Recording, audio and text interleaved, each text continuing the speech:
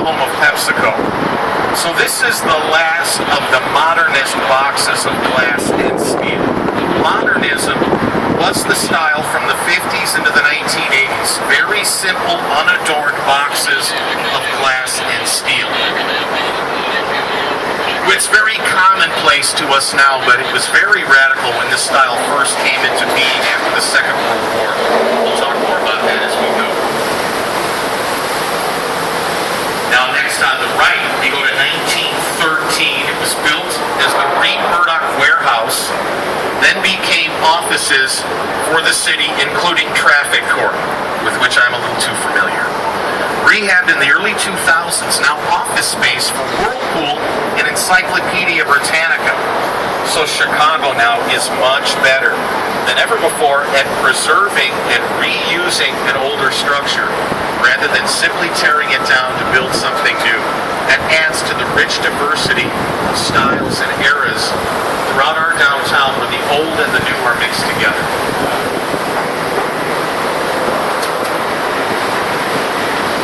Continuing west down the main branch of the Chicago River. The skyscraper was invented here in Chicago in the 1880s. That's a technical term that means one starts out with an iron frame. That was new in the 1880s.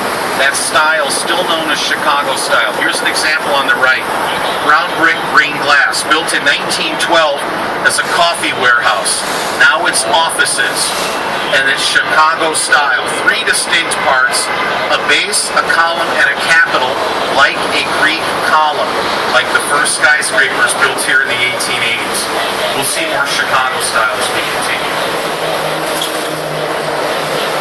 Now on the right, the massive merchandise mart, completed in 1930 in the Art Deco style, commissioned by Chicago retailer Marshall Field as a warehouse. Now it's primarily a wholesale furniture distribution center. So if you own a furniture store, you come to Merchandise Mart to look for stock. It's one of the largest office buildings in America. The busts here to the right is the Retail Hall of Fame. Honorees include Edward Filene, F.W. Woolworth, and Chicago heroes Marshall Field and Montgomery Ward. Merchandise Mart takes up an entire city block, has its own zip code, and its own commuter train stop. And in fact, it has more office space than Sears Tower. Only the Pentagon in America has more office space under one roof.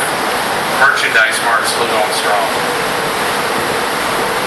So ahead of us now is Wolf Point, where the three main branches of the Chicago River converge. Down to the left is the south branch of the Chicago River. Past the next bridge, it continues south-southwest to what is now the Sanitary and Ship Canal, then the Illinois River, then the Mississippi, and down to the Gulf. This is the major commercial shipping lane that allowed us to become the fastest growing city in the history of the world in the 19th century, up to the Great Fire of 1871, which leveled the downtown. We'll talk about that when Captain T takes us down the south branch of the river. First, we'll turn right and head up the north branch of the river, which continues a number of miles north into the suburbs to the source of the river, which is actually a tiny stream.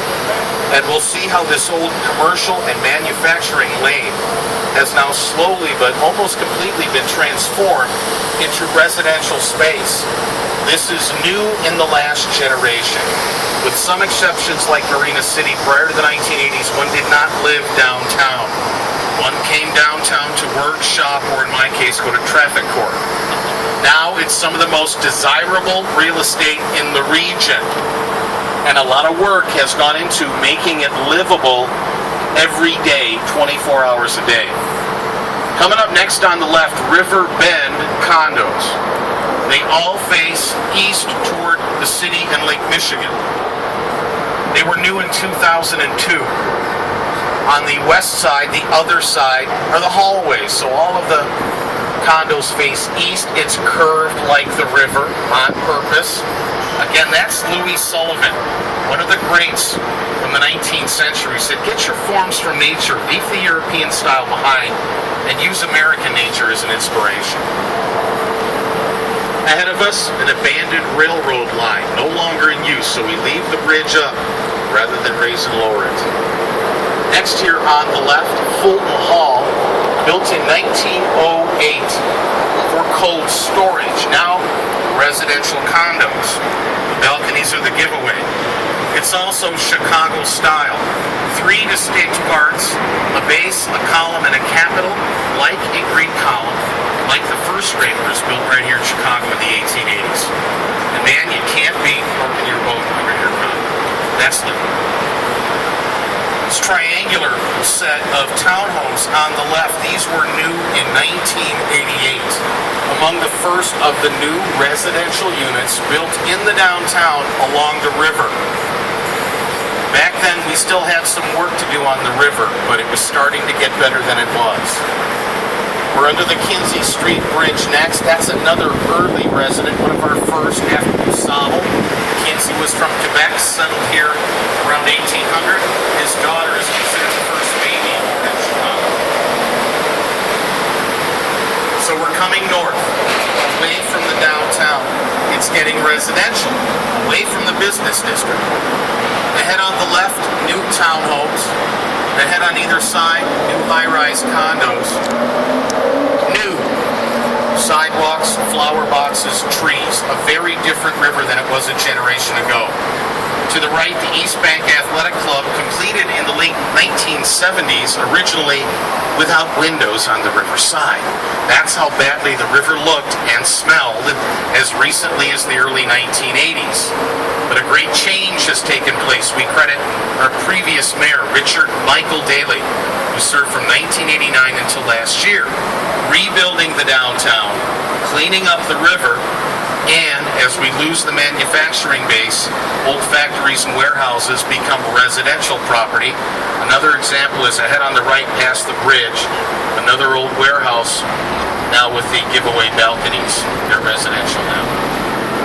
So in the downtown, I shall generalize. We're going to start you out at just under $200,000 for a closet near the ground floor with a great view of the parking garage next door, right? In a high-rise, as you go up, the price goes up. As your view improves, the price goes up. Now, if you want to live on the river, you pay a premium for that. Where we didn't want to live 30 years ago, you pay a premium. These are townhomes, not condos. We're pushing $500,000 here on the right. So it's local executives and managers from Boeing, United Airlines, Groupon, and local TV and sports stars buying the condos downtown. Most of us knuckleheads live in the neighborhoods, north, west, and south of the downtown, still very much in the city limits, but away from the cluster of skyscrapers that Captain T is now returning us to, back towards Wolf Point in the south branch of the Chicago River. So again, it's a very different river. And now, the highest value is out on the downtown shoreline. When we get out there, we'll talk about the significant rise in prices when you're out on the downtown shoreline. So we're heading south. I'm always tempted, you shouldn't do this. All of the bridges are drawbridges. Most open up and out from the center. It's called the bascule style. That's French for seesaw. The branches we're on now are closed to commercial shipping. So we raise the bridges on Wednesday and Saturday only on a schedule, starting down the south end for sailboats going out to and off of the lake. So unless something goes dreadfully wrong, this being Friday, we won't see the bridges go up. So we're back to Wolf Point. Straight ahead of us, a black glass rectangle with 2 white antennae on top. That is the Sears Tower by Skidmore, Owings & Merrill. 1973, 110 stories to the roof. It is the tallest building in America and the 5th tallest building in the world. Recently renamed the Willis Tower. Sears moved out, Willis Insurance moved in. But most of us still call it Sears Tower. It's only been 2 years. So if you need directions, ask for Sears Tower. If you ask for the Willis Tower, most of us are going to go, excuse me? Wait, Willis. Oh, okay. It remains the tallest in America with an observatory on the 103rd floor. We'll talk more about it as we get down there. On the left, one of my favorites, the Nuveen building, Nuveen Investments, 1983.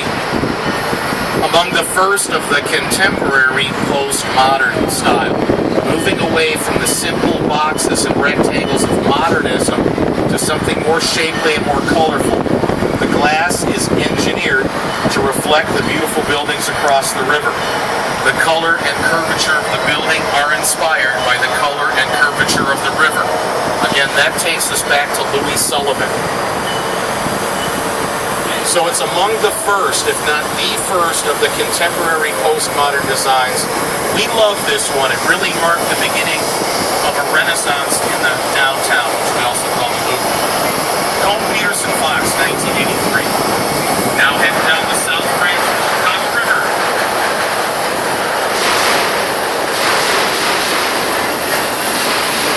Ostensibly toward New Orleans, but I don't think we're going to get that far. On the left, the old Great Lakes building from the 1900s. It's got a steel frame like a skyscraper that allows for large windows for that era. One of the many advantages of the steel frame. Built on the site of the 1860 Republican National Convention, where Abe Lincoln was nominated and went on to win the presidency. That convention took place in part under a circus tent called the Wigwam Tent. So today when we hear politicians say they want to expand their party's tent, that metaphor is rooted in a literal 19th century reality. Heading south, the Loop Business District, the Central Business District. The nickname Loop comes from the circular route the elevated trains make around it. So when a Chicagoan directs you to the Loop, they mean the Central Business District here to the left. We have elevated street level and subway trains, but we call all of it the L. Don't be confused. We may be sending you to the subway, but we're going to call it the L. In New York, they have all three, and they call all of it the subway. They do things differently over there.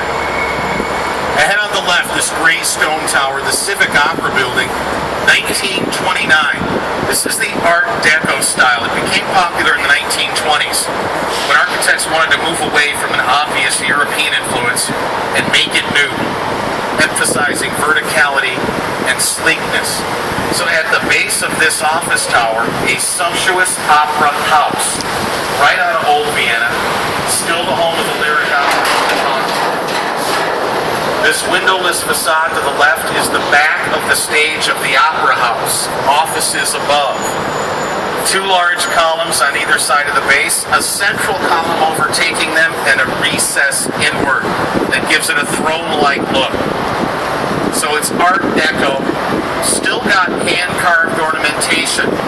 With a subtle Greek influence, the comedy and tragedy masks from ancient Greek drama because of the Opera House, but more subtle than domes and columns. And again, we don't see hand-carved ornamentation anymore in the contemporary steel and glass era, 1929. Continuing south, in the state of the left, go back to the present era. Here now, the Chicago Mercantile Exchange, where we trade currencies and commodities. The building is from 1987 by Fujikawa Johnson, so it's postmodern but inspired by the Opera House.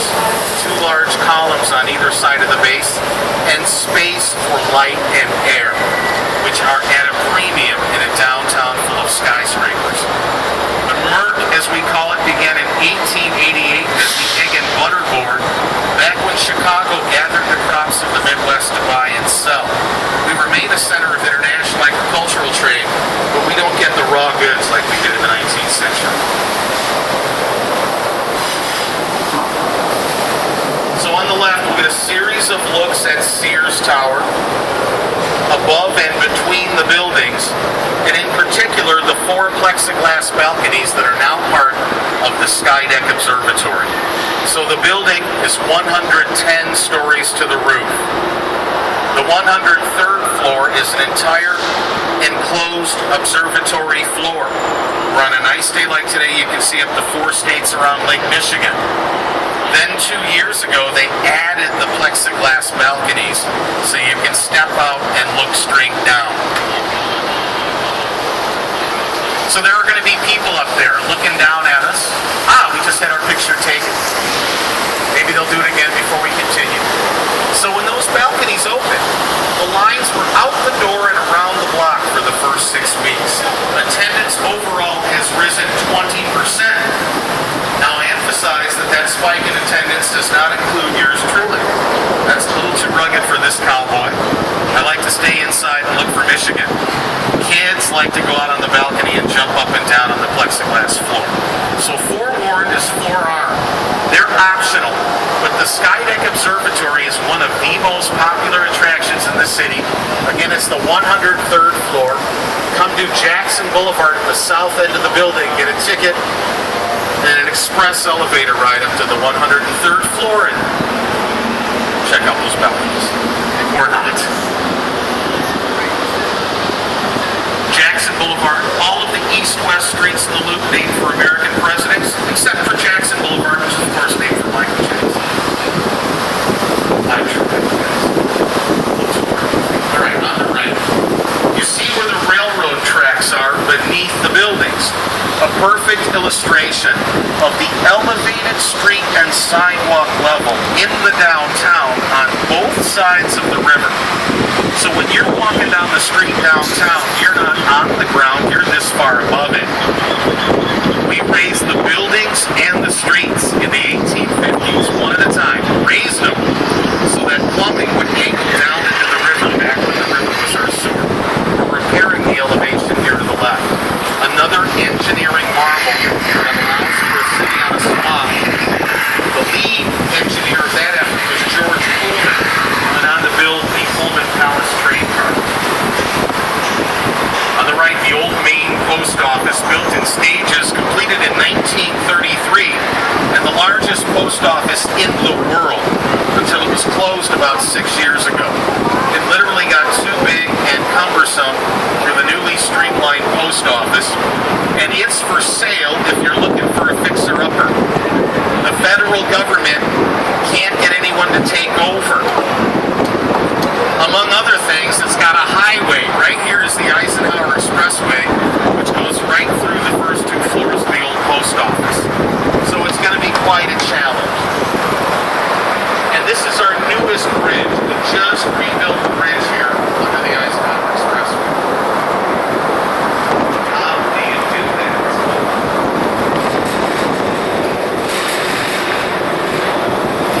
So the old Maine Post Office reminds us that the transition from old to new isn't always easy. It was on the auction block a couple of years ago, and the winning bid was $42 million, which to me sounds like a steal.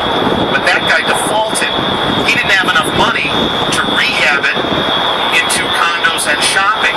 Recently, there was a plan to tear it down and build twin office towers. Nothing's going to happen in this economy. And the worst thing you can do to an old building is leave it vacant. That's when it begins to fall apart, when there isn't someone paying to maintain it. So that's going to remain a challenge in the coming years. Old Maine Post Office.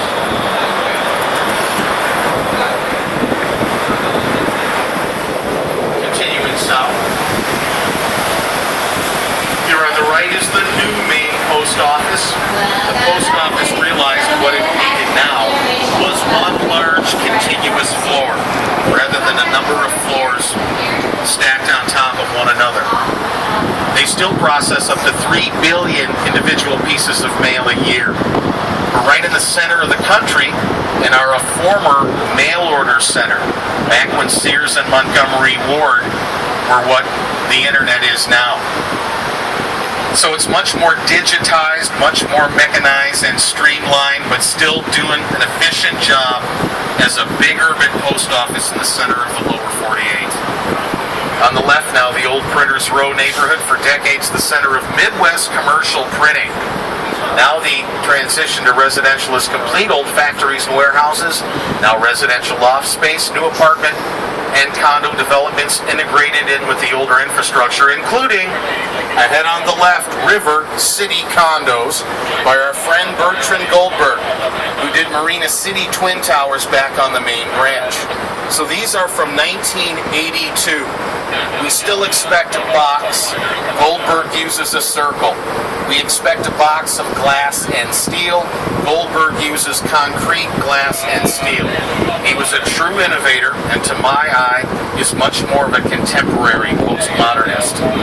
It went well against the grain of his modernist peers. Like Marina City, it's got a marina at the base, and these steel posts at the base that go through the river and the topsoil into the bedrock. It's actually cement around steel. River got trouble right here in River City. Condos by Bertrand Goldberg, 1982. We'll go just a little further south. Ahead on the right, two black smokestacks, part of a now decommissioned coal-fired power plant, no longer in use. As we approach the starting point of the Great Chicago Fire from October of 1871 that leveled the downtown in the neighborhood here to the right. Back then, like now, it was residential, but back then it was poorly and quickly built wooden shanty towns for the working poor. About 3 blocks to the right, there's a brown brick building about 4 stories. It's got a tower on the left side. That is now the Chicago Fire Academy, where we train the firefighters, built on the site of the O'Leary Barn, where the Great Fire started Sunday night, October 8th, 1871. You may have heard a story about Mrs. O'Leary's cow kicking over a lantern to start the fire. It's a great story and a great song, and it's not true. We don't know how the fire started. That is the fact. But history abhors a vacuum and loves legend and explanation. We don't have one. A lot of variables came together in the worst way. Sunday night, second year of a drought in effect that night.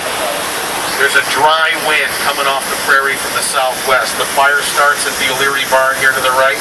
The wind helps it quickly overtake the dried out wooden shanty town. It's being blown north and east towards the river. Back when the river was a major commercial shipping lane, among other things, with more lumber yards along it than any other city in America at that time. They'd been drying out for 2 years. Then you got your turpentine factory next to your dry goods warehouse, next to your furniture factory. And behind us now, where River City is, was a gas works. These industries are polluting the river with their waste, so the river becomes flammable. The wind blows the fire northeast towards the river. Parts of the river catch fire, and the embers are blown over the river to the gas works, which explodes and feeds the fire north and east toward Lake Michigan. So the fire starts on a Sunday night. On Tuesday morning, it began to rain, or it would have been worse. So it goes another 3 miles north to what is now Fullerton Avenue at the south end of Lincoln Park, all the way to the right, east toward Lake Michigan. The entire downtown destroyed. 300 people killed, 100,000 left homeless, out of a population of 300,000. About 18,000 buildings destroyed. But we immediately begin to rebuild without even really considering it. Still got 2/3 of the city intact, still got the river, still got the railroads and insurance. We invite the great architects from around the world to come here and help us rebuild in one fell swoop. It only took about 2 years. Ironically, that's the beginning of our tradition for great architecture. Architects are ambitious and competitive. They want you to notice their building and not the other guys and bring your money to them. So this is the second city. The first city was before the fire. The second city was built after the fire. That's where the nickname Second City comes from. We are indeed back and are now the 3rd largest city in America after New York and Los Angeles. Let's go ahead on the right beyond the tree line. A gray stone tower that comes to a point with a beautiful silver statue on top. That is the Chicago Board of Trade, the largest grain exchange in the world. So the statue on top is of the Roman goddess of grain, Ceres, from whom we get the word cereal. The building by Halliburton and Root, completed in 1930, just before the Depression hit and stopped commercial development until after the Second World War. So we in effect lose a generation.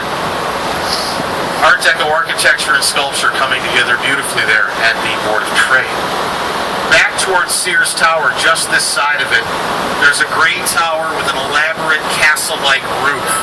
It's called 311 South Wacker, 1990, by Cone Peterson Fox. That castle-like roof is the architect's tribute to the old Chicago Water Tower, which was one of the few buildings that survived the Great Fire intact. We won't see it. It's up on the Magnificent Mile. But the old water tower was built like a castle. So this office building from 1990 shows the architect using ornamentation to pay tribute to a significant structure nearby.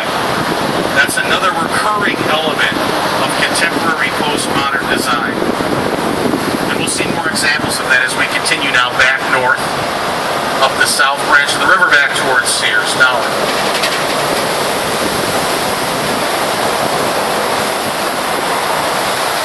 Sears Tower again, tallest building in America, fifth tallest building in the world. Folks, the tallest building in the world, the Burj Khalifa Tower in Dubai, is nearly twice that tall.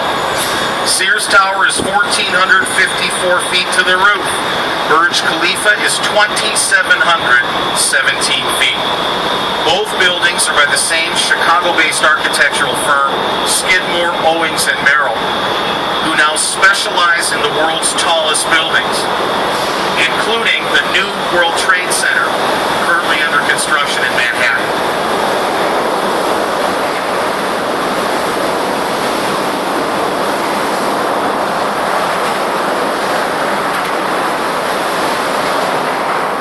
So Sears Tower was always slightly taller than the old World Trade Center, not by much, by less than 100 feet.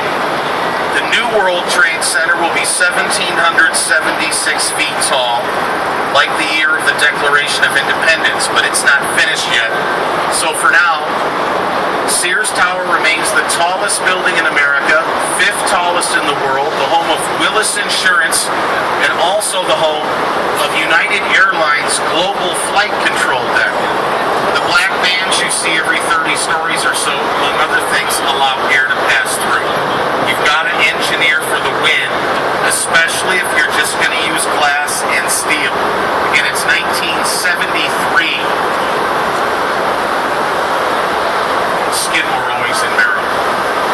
And back north, you may have heard this old saw. We have two seasons in Chicago, winter and construction. We've got to get all the work done before Thanksgiving, when winter really kicks in. And by the way, we will have our first snow before Halloween. Again, all four seasons to their full effect here. Repairing the elevated street and sidewalk level on the right.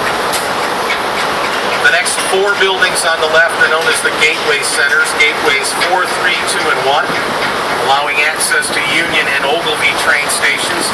Here's the newest Gateway Center with the beautiful curvature. It's postmodern.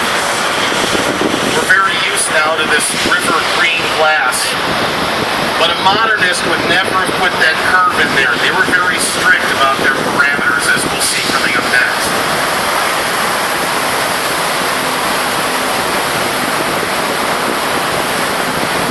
So the next three Gateway Centers take us back a generation to the modern era and the modern style. Simple boxes and rectangles, little if any ornamentation. No gargoyles, turrets, domes, columns, or castles. We're very used to it now. It's quite commonplace. It's also known as the international style. You'll see simple boxes and rectangles like this around the world from the 1950s into the 1980s. But it was very radical when it was first proposed right here in Chicago by our very own Mies van der Rohe, who we also call Mies. Mies was an architect who led the Bauhaus School of Design in Germany in the 1930s. Then he moved to Chicago to lead the Illinois Institute of Technology, still on the near southeast side, still turning out world-class designers and architects. Mies was the first ever to propose a building of just glass and steel. It was right here in 1948, Mies designed two apartment buildings that are still up on North Lakeshore Drive. Glass and steel boxes. The first things built since before the Depression. He takes the plans to the bankers, who look at